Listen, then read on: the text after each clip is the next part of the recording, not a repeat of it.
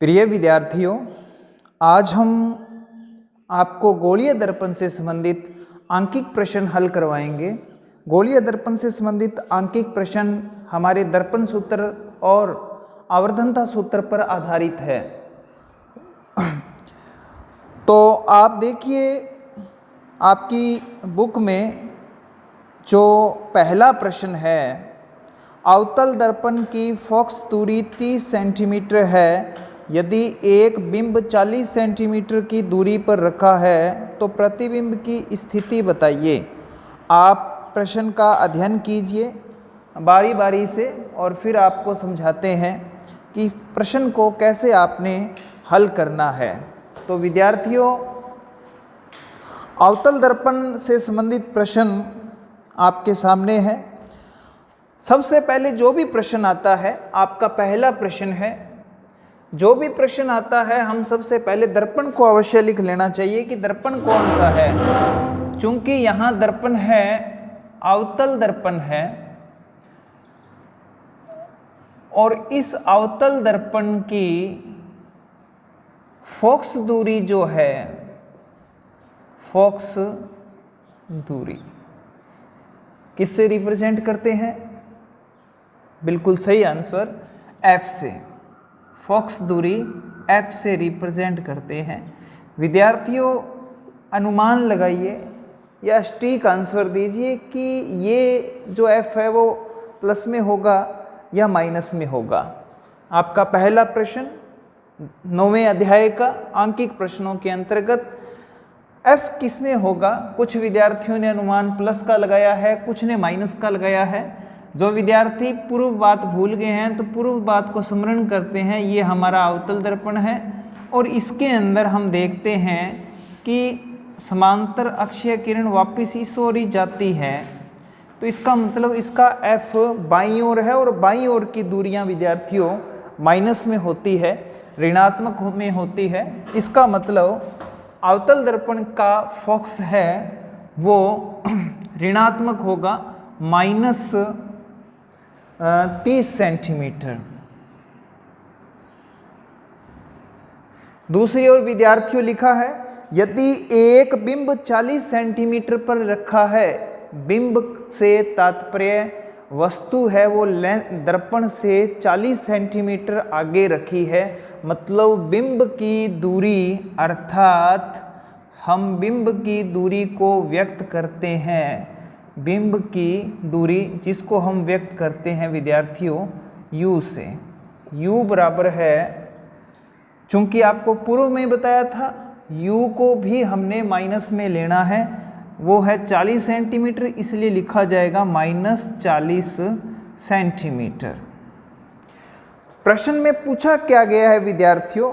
प्रश्न में पूछा गया है कि प्रतिबिंब की स्थिति और प्रतिबिंब का आवर्धन बताइए क्या होगा।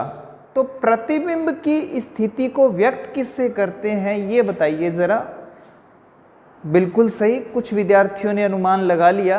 प्रतिबिंब की स्थिति को हम V से लिखते हैं। प्रतिबिंब की स्थिति जिसे हम लिखते हैं V से। यदि विद्यार्थियों प्रतिबिंब की स्थिति, प्रतिबिंब का स्वरूप आपसे पूछा जाता है, इसका मतलब आपको V ज्ञात करना है कि V क्या आएगा। क्या आप बता सकते हैं विद्यार्थियों, वस्तु हमारी 6 स्थितियां थी अवतल दर्पण के लिए, अनंत पर, C से परे, C पर, C व F के बीच में, F पर, F व ध्रुव के बीच में। आपको बिंब की दूरी और फोकस दूरी स्पष्टतः दिख रही है।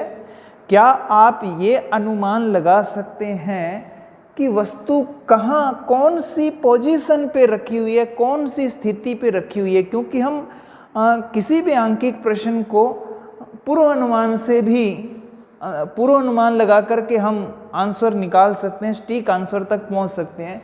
तो विद्यार्थियों देखिए, फोकस दूरी है 30 सेंटीमीटर, इसका मतलब हमारा F 30 पर है, और जो C होगा वो इसका जस्ट डबल यानी 60 सेंटीमीटर पर होगा, और जो वस्तु रखी है वो 40 सेंटीमीटर पर रखी है, इसका मतलब 30 और 60 के बीच में रखी है। तो विद्यार्थियों वस्तु हमारी F और C के बीच में है, मुख्य फोकस और वक्रता केंद्र के बीच में है।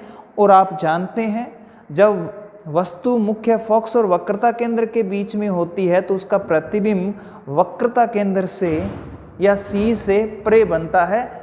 निश्चित तौर पे जो आंसर आएगा वो 60 सेंटीमीटर से ज़्यादा आना चाहिए, आना ही चाहिए, तभी हमारा आंसर सही होगा। क्यों? क्योंकि जो प्रतिबिंब बनना है वो 60 सेंटीमीटर से आगे बढ़ना है। तो हम शुरू करते हैं प्रतिबिंब निकालने के लिए। आपके पास विद्यार्थियों अभी तक इस लेसन से संबंधी, इस पाठ से संबंधी 2 सूत्र आए हैं। पहला सूत्र दर्पण सूत्र और दूसरा सूत्र था वो आवर्धनता का था। निश्चित तौर पे आपके सामने F और U दे रखे हैं, V पूछा है, तो आप दर्पण सूत्र से ही इस प्रश्न को हल करना शुरू करेंगे। हमारा आंसर कुछ इस तरह से, हमारा हल इस तरह से शुरू होगा। हमें ज्ञात है, क्या ज्ञात है विद्यार्थियों? हमें ज्ञात है क्या कि 1/F बराबर होता है 1/V प्लस 1/U होता है। यहाँ जो हमारे पास मान है वो मान पुट कर देंगे और आगे गणितीय जो संक्रियाएं हैं वो कंप्लीट करने पर, पूरा करने पर हमारा जो आंसर है वो निकल आएगा। विद्यार्थियों यहाँ हमने अब यहाँ से ऊपर से मान रखने हैं। 1 का 1 में F की जगह -30 माइनस है वो यहाँ बीच में ले आते हैं, माइनस का उतार लिया 30। इसके जस्ट नीचे सीध में आगे क्या लिखा जाएगा?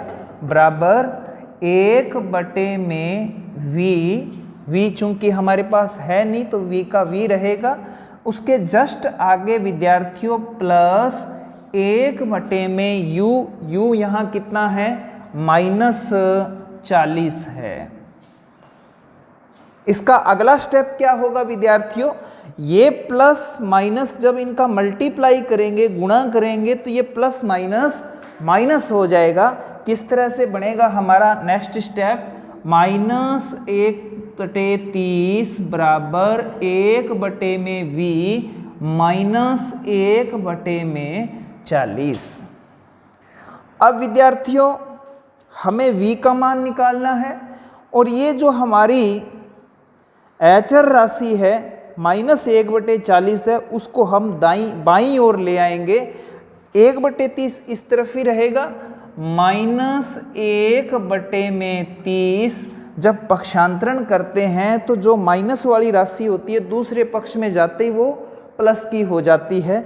1/40 किसका हो जाएगा? माइनस का है, इधर आते ही किसका हो जाएगा विद्यार्थियों? प्लस का।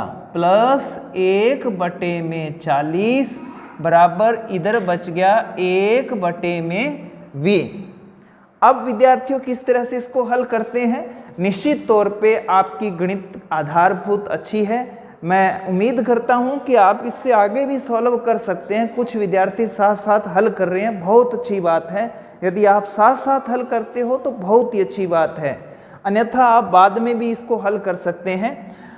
तो हम इसको कैसे सॉल्व करते हैं? हरों का लघुत्तम लेंगे, 30 और 40 का लघुत्तम। आप रफ में साइड में लघुत्तम ले सकते हैं, अन्यथा बड़ी जो संख्या है उसका पहाड़ा पढ़ेंगे, टेबल पढ़ेंगे और वहाँ रुक जाएंगे जहाँ दोनों का भाग जाता हो। 40 से कम 40, 30 का भाग नहीं जाता। 40 दूना 80, 30 का भाग नहीं जाता। 40 तिया 120, यहाँ 30 का भी भाग जाता है और 40 का तो जाएगा क्योंकि हम 40 का ही पहाड़ा पढ़ रहे हैं। इट मीन्स हमारा जो एलसीएम निकला है वो निकला है 120। विद्यार्थियों याद है ना आपको पूर्व की बातें?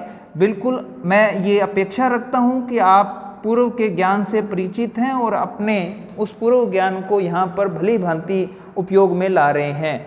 40 और 30 का लघुत्तम आया 120। 120 में हम भाग लगाएंगे सर्वप्रथम हर का, पहले हर का 30 का, तो 30 का 120 में भाग लगाएंगे विद्यार्थियों। 0 से 0 कट जाएगी, 3 का पहाड़ा हमें 4 तक पढ़ना पड़ेगा। 3 चौके 12, इसका मतलब भागफल हमारा 4 आया। 4 को -1 से गुणा करेंगे तो -4 एकम 4। निशान किसका रहेगा विद्यार्थियों? निशान रहेगा प्लस का। अब वापिस 40 का 120 में भाग लगाएंगे तो हमारा आंसर देखिए 0 से 0 कट हो गई। 4 का पहाड़ा 12 के लिए कितने तक पढ़ना पड़ेगा? बिल्कुल कुछ विद्यार्थियों ने, लगभग सभी विद्यार्थियों ने सही आंसर फरमाया है 3 तक। 3 को 1 से गुणा करेंगे 3 एकम 3। यही रूल है विद्यार्थियों। पहले क्या करते हैं, ये भिन्न संख्याएं बोली जाती है जो बटे में होती है। भिन्न संख्याओं का जब हम जोड़ घटाव करते हैं तो हरों का लघुत्तम लिया जाता है। पहले हर का लघुत्तम में भाग लगाते हैं, जो भागफल आता है उसको ऊपर वाले अंक से गुणा करते हैं और लिखते जाते हैं, निशान लिखते जाते हैं। अब हमारे पास क्या बचा जो उतारने वाला है? आगे बराबर का निशान और 1 बटे में v। अब ऊपर वाले का क्या आंसर आना चाहिए विद्यार्थियों? -4 + 3, चूंकि माइनस का ज्यादा है और कितना ज्यादा है वही हमारा आंसर है। माइनस का 1 बटे 120 बराबर 1 बटे में v। अब हम क्या करेंगे, इनका तिरछा गुणा करेंगे।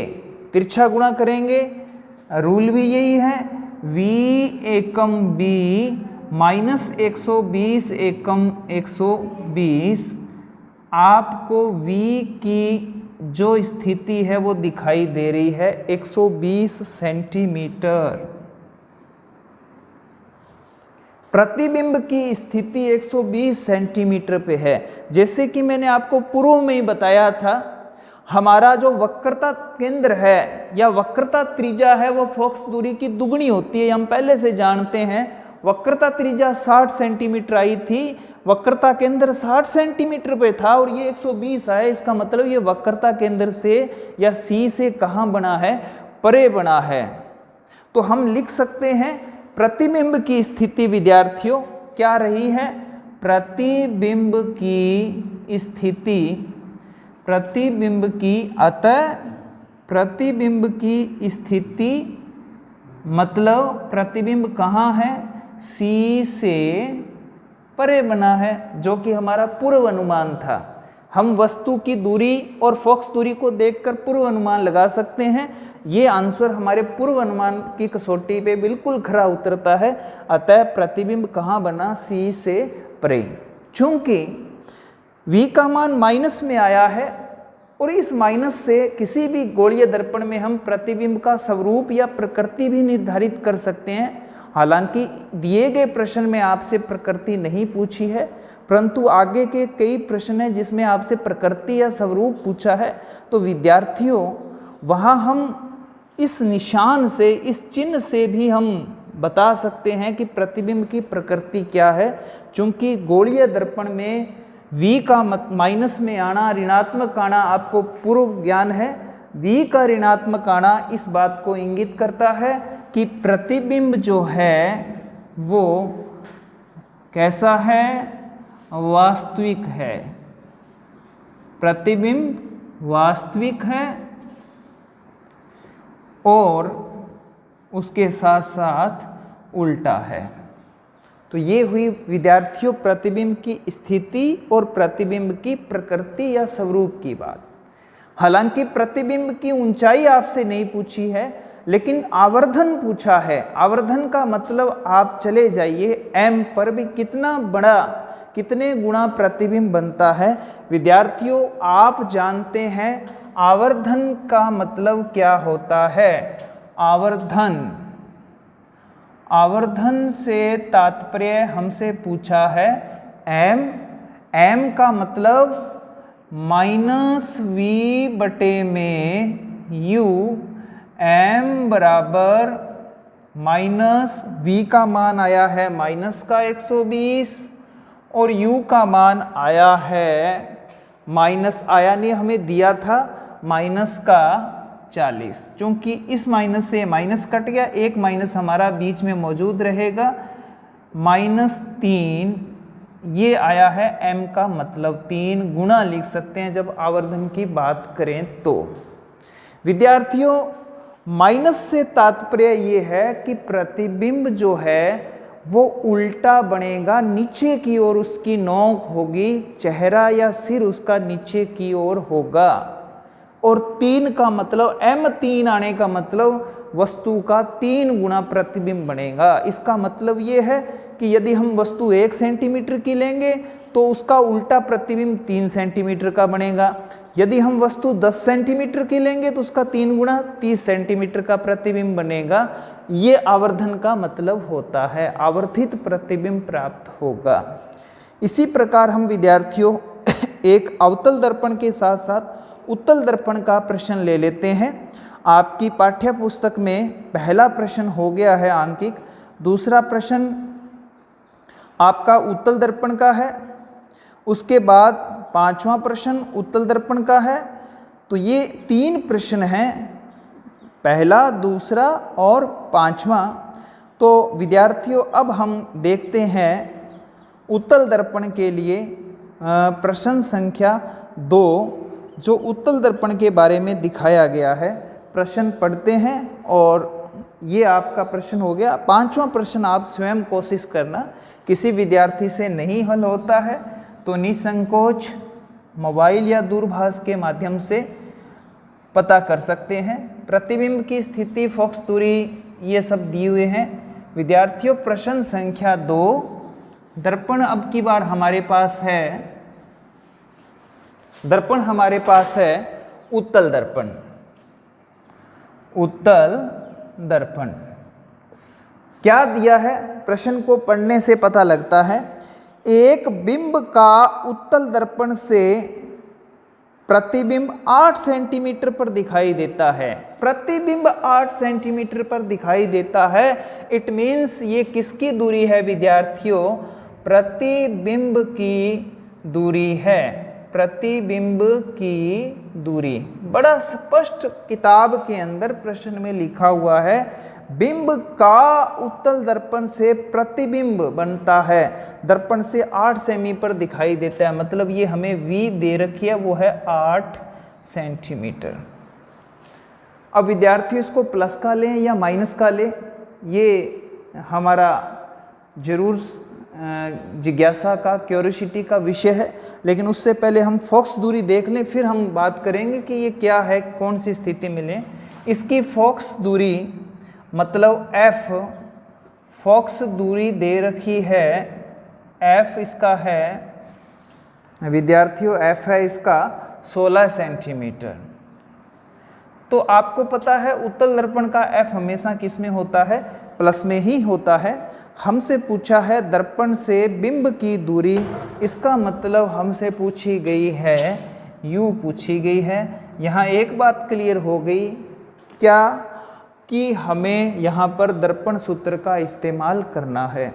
अब हम चर्चा करते हैं कि उत्तल दर्पण में v को क्या माने। विद्यार्थियों उत्तल दर्पण में आपने पूर्व में ही जाना है कि प्रतिबिंब हमेशा दर्पण से पीछे बनते हैं, प्लस में ही माने जाते हैं। दर्पण से पीछे का मतलब प्रतिबिंब किस में होंगे? प्लस में ही होंगे। v का मान u का मान हमें ज्ञात करना है। आगे की गणनाएं वही है, सिर्फ आंकड़े बदल गए हैं, तरीका वही है।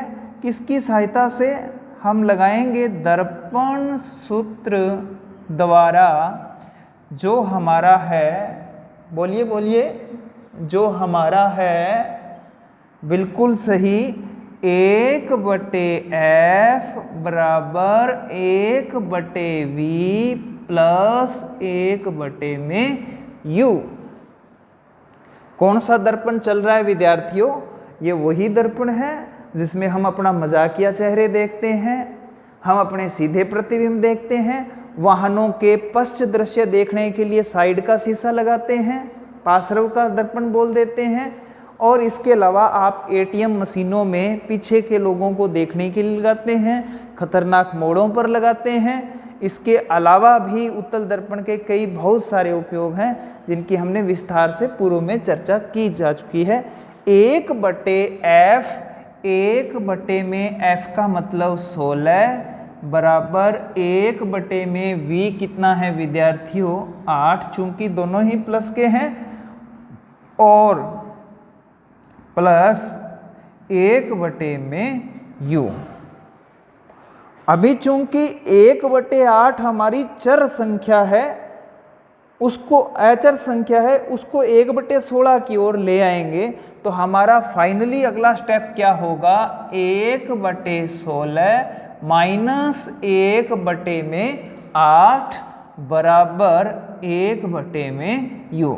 बहुत से विद्यार्थी पूछ रहे हैं सर आपने ये माइनस कैसे कर दिया, तो पूर्व में हमने इसकी चर्चा की कि 1/8 इधर प्लस का था, बाईं तरफ जब इसको उठा करके लेके आएंगे तो कुछ नुकसान तो उसको उठाना पड़ेगा, और वो नुकसान क्या है माइनस में चले जाना। तो अब आगे की प्रोसेस या प्रक्रिया वही रहेगी, 16 और 8 का हम एलसीएम लेंगे, लघुत्तम लेंगे जो कि आएगा 16। 16 में 16 का भाग लगाएंगे गया 1 पर, 1 को ऊपर वाले 1 से गुणा करेंगे तो पाएंगे 1, बीच में निशान है माइनस का। 8 का 16 में भाग लगाएंगे तो भाग जाएगा 2 पर, और 2 को 1 से गुणा करेंगे तो क्या आएगा 2 बराबर 1/में u। 1 में से -2, 1 प्लस का है 2 माइनस का है, ज़्यादा किसके हैं माइनस के हैं, इसलिए उत्तर आएगा माइनस में -1/में 16 बराबर 1/में u। अब हमारा अगला पोर्शन है तिरछा गुणा करना, तो ये माइनस का 16 मान लें, या इसको ऐसे लिखें -1 u से किया तो u एकम u इसको, और बराबर 16 माइनस प्लस ये इधर चला जाए माइनस तो इसको कर देगा -16 सेंटीमीटर। u का मान आ गया -16 सेंटीमीटर। तो विद्यार्थियों क्या पता लगा इससे कि वस्तु 16 सेंटीमीटर दर्पण से आगे रखी हुई है। u हमेशा ही माइनस में आना चाहिए, और हमारे सवाल में भी, हमारे प्रश्न के हल में भी u का मान माइनस में आया है। इस तरह विद्यार्थियों इसके उदाहरण और आंकिक प्रश्न आप स्वयं हल करके इसको सॉल्व कर सकते हैं। कुछ विद्यार्थियों ने पूर्व में अवतल दर्पण की 3 स्थितियां रह गई थी, दूरभाष से संपर्क करके पूछा कि सर अवतल दर्पण की तीनों स्थितियां हमने बनाई तो हमसे क्लियर नहीं बन पाई थी, कृपया आप दोबारा वो 3 स्थितियां जो छोड़ी गई थी वो आप बना करके बताएं। तो मैं विद्यार्थियों से आग्रह करूंगा कि जिन विद्यार्थियों ने बना ली वो आकृतियां वो मिलान कर लें, जिन्होंने नहीं बनाई है वो बना लें, फिर हम इसके अगले टॉपिक अपवर्तन पर चलेंगे। उससे पहले आप देख लीजिए अवतल दर्पण के लिए जो 3 स्थितियां रह गई थी उनको हम बनाते हैं विद्यार्थियों। अवतल दर्पण से प्रतिबिंब निर्माण करते हैं। अवतल दर्पण से प्रतिबिंब बनाने के लिए 3 स्थितियां वस्तु की रह गई थी, वो विद्यार्थियों हम करते हैं। विद्यार्थियों अवतल दर्पण का दूसरा नाम निश्चित तौर पे कुछ विद्यार्थियों ने अंदाजा लगाया होगा, अवतल दर्पण को हम अभिसारी दर्पण भी कहते हैं। ध्यान रखना विद्यार्थियों, कई बार ये प्रश्न इस तरह से भी पूछ लिया जाता है कि अभिसारी दर्पण के लिए प्रतिबिंब बनाइए, तो वहाँ कुछ विद्यार्थी हक्के बक्के आश्चर्यचकित रह जाएंगे, सर अब क्या करें, आपने तो अवतल दर्पण बताया था। इसलिए मैं साथ साथ आपको ये भी बता रहा हूँ कि ये दर्पण अभिसारी भी है। अब अवतल दर्पण का ही दूसरा नाम अभिसारी दर्पण है, लेंस अलग हैं, उनको आप मिलान मत करना।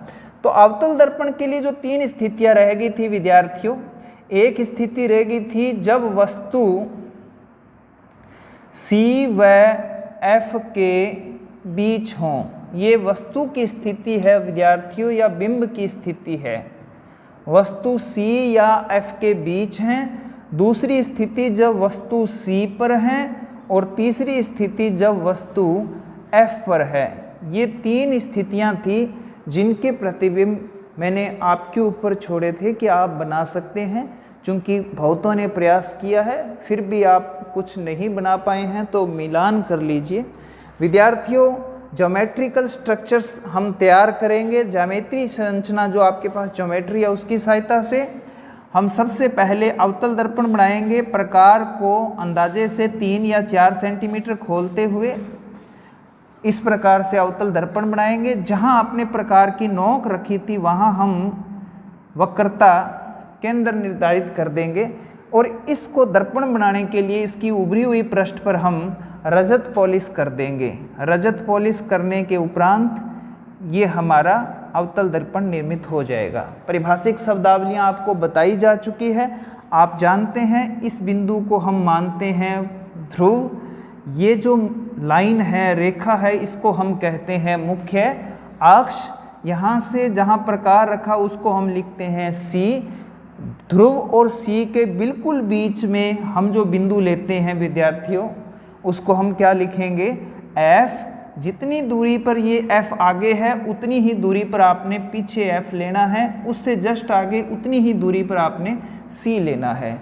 विद्यार्थियों, जब आप ज्यामितीय संरचनाओं से चित्र बनाएंगे तो ध्यान रखना, यदि आपकी ये दूरियां गड़बड़ कर दी, किसी ने कम ज़्यादा कर दी, तो आपके चित्र सही नहीं बनेंगे। अन्यथा आपको रटने की आवश्यकता नहीं है, आपकी अंडरस्टैंडिंग से, आपकी समझ से बहुत अच्छे चित्र बनेंगे।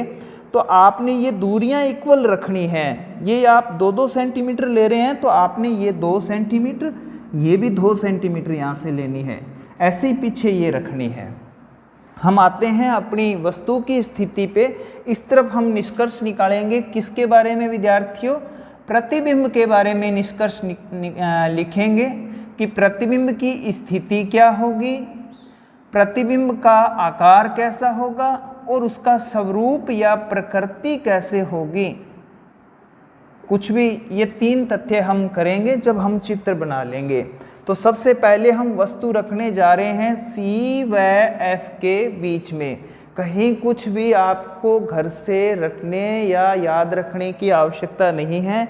ये रहा आपका C, ये रहा F, इनके बीच में कहीं भी हम वस्तु रख लें तो वो वस्तु की स्थिति हो जाती है विद्यार्थियों C व F के बीच में। ये हमने रख ली वस्तु। आप चाहो तो वस्तु का कोई नाम भी दे सकते हैं। मान लीजिए इस वस्तु का नाम दे दिया P Q, आपका ख X Y, कुछ भी नाम दे सकते हैं, वस्तु कोई भी हो सकती है। इसके बाद क्या करना है विद्यार्थियों? आपको भली भांति इस बात का परिचय है। वस्तु को थोड़ा सा छोटा बना लें ताकि प्रतिबिंब निर्माण में हमें परेशानी ना हो इतनी। F और वक्रता केंद्र के बीच हमने वस्तु रख ली है और उसका हम प्रतिबिंब निर्माण करने जा रहे हैं। विद्यार्थियों, पहली किरण निकालनी है समांतर अक्षीय किरण। और आप जानते हैं प्रकाश किरण जो इसकी नोक से निकलेगी और मुख्य अक्ष के क्या रहेगी? समांतर रहेगी। ये देखिए मुख्य अक्ष के समांतर है। दर्पण के यहाँ टकराई और टकराने के बाद विद्यार्थियों कहाँ से निकलेगी? ये F से गुजर जाएगी। ये देखिए ये किरण F से गुजर रही है। खूब आगे तक स्केल की सहायता से गुजार सकते हैं। आप हाथ से ही ऐसे मत गुजारना, आपके पास ज्योमेट्री का सारा सामान है तो आप स्केल का, प्रकार का, पेंसिल का अच्छी तरह से इस्तेमाल करना। दूसरी प्रकाश किरण आपके ऊपर डिपेंड करता है। आप फोक्सीय किरण भी निकाल सकते हैं, आप तिर्यक किरण भी निकाल सकते हैं और आप अभिलंब किरण भी निकाल सकते हैं। अभी यदि हमने अभिलंब किरण निकालनी है तो देखिए विद्यार्थियों, ये रहा हमारा वक्रता केंद्र, ये रही वस्तु की नोक। वक्रता केंद्र से नोक से होती हुई हम किरण गुजारेंगे। ये देखिए ये वक्रता केंद्र है और ये वस्तु की नोक है। इससे होती हुई जो प्रकाश किरण आपतित होती है दर्पण पे, इसको हम अभिलंब किरण कहते हैं विद्यार्थियों। पूर्व में आपको बताया था जो वक्रता केंद्र से होती हुई। आप यहाँ ध्यान दें, जब वस्तु हमारी C से परे थी तो हमारा वक्रता केंद्र आगे था, इसलिए हमने आपतित किरण नीचे की ओर निकाली थी।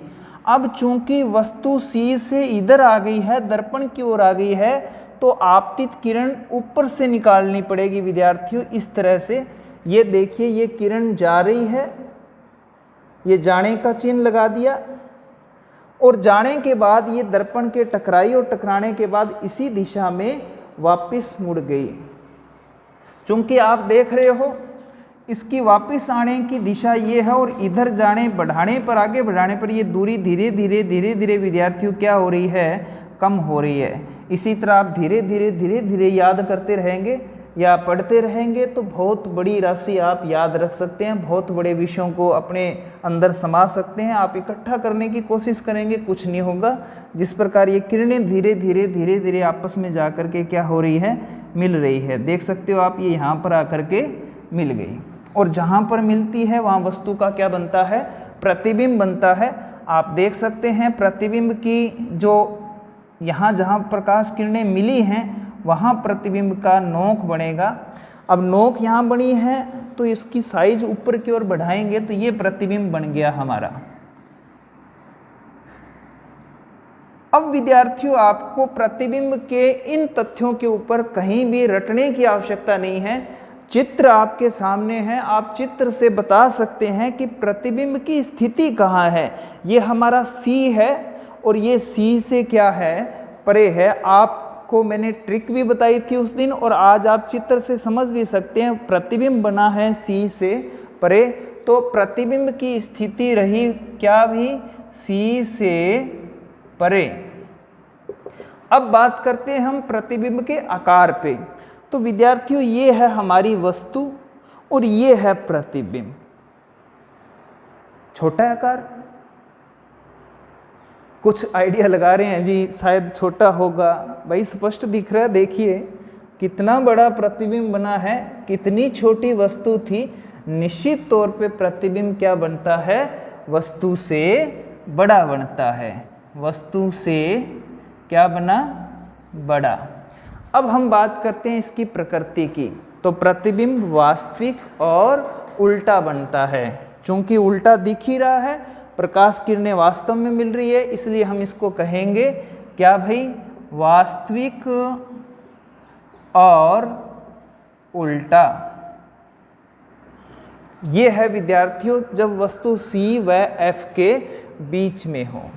अगली स्थिति पे चलते हैं, जब वस्तु को कहाँ रखना है, हमने C पे रखना है। एक अलग मार्कर से हम इस स्थिति को बनाने का प्रयास करते हैं, इसको हटा देते हैं। चूंकि स्थितियां आपके सामने कवर हो गई है, इन स्थितियों को हटा करके हम अगली स्थिति पे चलते हैं और वो स्थिति है वस्तु को रखना है हमें कहाँ पर विद्यार्थियों, C पर रखना है। ये वस्तु हमने रख दी है C पर, ये देख सकते हो। थोड़ी चौड़ी और बड़ी सी बनाई है ताकि आपको स्पष्टता दिखाई देती रहे। जैसा कि प्रश्न या हमारा प्रकरण है कि वस्तु को हमने रखना है C पर, ये वस्तु की स्थिति है विद्यार्थियों। प्रतिबिंब की हमने वहाँ पे लिखनी है स्थिति, प्रकृति और जो भी है वो इधर रखनी है। तो अभी हमारी वस्तु की स्थिति है C पर, प्रतिबिंब कहाँ बनेगा ये हम अभी वो प्रकाश किरणें उनकी सहायता से तय कर लेते हैं। तो पहली प्रकाश किरण वही समांतर अक्षीय किरण, वह प्रकाश किरण जो मुख्य अक्ष के समांतर है, गोलीय दर्पण से टकराने के बाद विद्यार्थियों कहाँ से गुजरेगी, F से गुजरेगी। ये देख सकते हो आप, कहाँ से गुजरी है ये, मुख्य फोकस से। चूंकि यहाँ पर अभिलंबीय किरण गुजारे जाना असंभव है। क्यों असंभव है विद्यार्थियों, अवलंबीय किरण की परिभाषा क्या कहती है कि प्रकाश किरण C से और वस्तु की नोक से होती हुई दर्पण के टकराए। तो C और नोक तो एक सीध में है, लेकिन दर्पण हमारा साइड में रह गया और प्रकाश किरण कभी मुड़ती नहीं है। ये हमने प्रकाश के गुण में देखा था। बहुत तीक्ष्ण किनारों से जरूर मुड़ती है, लेकिन जब खुली हो तो वो एक सीधी रेखा में गमन करती है। तो आप बताइए कि जो वक्रता केंद्र से किरण निकलेगी वो नोक से तो गुजरेगी, लेकिन क्या इधर चली जाएगी, वो तो सीधी ऊपर निकल जाएगी। तो अभिलंब किरण का यहाँ पर उपयोग आपको नहीं करना है, आपने उपयोग करना है यहाँ पे फोकसीय किरण का। और फोकसीय किरण क्या कहती है कि वे प्रकाश किरणें जो मुख्य फोकस से होती हुई आपतित होती है, वो दर्पण से टकराने के बाद मुख्य अक्ष के समांतर हो जाती है। ये देख सकते हो विद्यार्थियों, दर्पण से टकराई और मुख्य अक्ष के क्या हो गई, समांतर हो गई। यहाँ पर वस्तु की क्या बनेगी, नोक बनेगी और ये वस्तु का प्रतिबिंब बन जाएगा। आप देख सकते हो विद्यार्थियों, प्रतिबिंब की स्थिति कहाँ है। जैसा कि हमने पूर्व में कहा था, जब वस्तु C पर रखी है तो प्रतिबिंब भी कहाँ बन रहा है, C पर बन रहा है। आकार लगभग आप देख सकते हो, जितनी बड़ी वस्तु है उतना ही उसका क्या है, प्रतिबिंब है, यानी वस्तु के बराबर, और प्रकृति वही है, वास्तविक एवं उल्टा। अब चलते हैं विद्यार्थियों लास्ट स्थिति, जब वस्तु को हम कहाँ रख रहे हैं, F पर रख रहे हैं। तो ये C, ये F जो बिंदु है, वस्तु को हमने रखना है F पर। ये F पर वस्तु को रख लिया गया है। पहली प्रकाश किरण समांतर अक्षीय किरण मुख्य अक्ष के समांतर है, टकराने के बाद कहाँ से गुजरेगी, F से। ये देखो टकराई, टकराने के बाद कहाँ से गुजरी, F से। दूसरी किरण जो वक्रता केंद्र से होती हुई टकराएगी, आप देख सकते हो, वो बिना विचलित हुए उसी दिशा में वापस लौट जाएगी। विद्यार्थियों आप देख पा रहे हैं, दोनों परावर्तित किरणें जो दर्पण से टकराने के बाद, एक अवलंबीय किरण है जो वक्रता केंद्र से होती हुई टकराई है, और एक फोक्सीय किरण है, समांतर अक्षीय किरण है। दोनों परावर्तित किरणें एक दूसरे के लगभग समांतर चल रही है, और आप इस बात से भली भांति परिचित हैं कि समांतर किरणें आपस में कभी भी परिच्छेद नहीं करती एक दूसरे को, मतलब कभी नहीं काटती। इसका मतलब जब ये किरणें काटेगी नहीं, कुछ विद्यार्थी कह रहे हैं जिनको पीछे बढ़ा दें, अरे भाई समांतर किरणें उनको आगे बढ़ाओ पीछे बढ़ाओ, रेलगाड़ी की पटरियाँ हैं, कभी काट ही नहीं सकती। तो ये भी कभी एक दूसरे को नहीं काटेगी, और नहीं काटने का मतलब प्रतिबिंब जो बनेगा, जो प्रतिबिंब की स्थिति है वो हमारी कहाँ चली गई। समांतर का मतलब किरण अनंत तक बढ़ाओ तो प्रतिबिंब भी कहाँ बनेगा, अनंत पर। और आकार जब अनंत पे बनेगा तो आकार का कोई अंदाज़ा नहीं है, आकार भी क्या होगा, बहुत ही बड़ा। और जैसा कि इस दर्पण का स्वभाव है, प्रकृति कैसी बनेगी, वास्तविक एवं उल्टा। तो इस तरह से विद्यार्थियों हमारे 9वें अध्याय का प्रकाश के अंतर्गत गोलीय दर्पण के परावर्तन की घटना हमारी पूरी होती है। अगले जो प्रकरण होंगे, टॉपिक होंगे, उनमें आपको अपवर्तन की घटना के बारे में बताया जाएगा। आज से जो संबंधित प्रश्न है, इस टॉपिक से संबंधित आपके जो आंकिक प्रश्न है, पहला, दूसरा और पांचवा, और प्लस जो बीच में उदाहरण दिए हुए हैं इससे संबंधित, वो आप अवश्य अपनी गृह कार्य की नोटबुक में कर लेवें। और आज चूंकि शुक्रवार भी है तो मेरी अभिभावकों से भी अपील है कि शुक्रवार को इस अध्याय का अब से पहले तक जितना करवा दिया है उसके कुछ प्रश्न टेस्ट के रूप में ले लें, और वो टेस्ट चेक करने के बाद अपने पास सुरक्षित रख लें, ताकि कभी हम घर पे जांच करने के लिए आएँ तो वो हमें टेस्ट आप दिखा सको। धन्यवाद।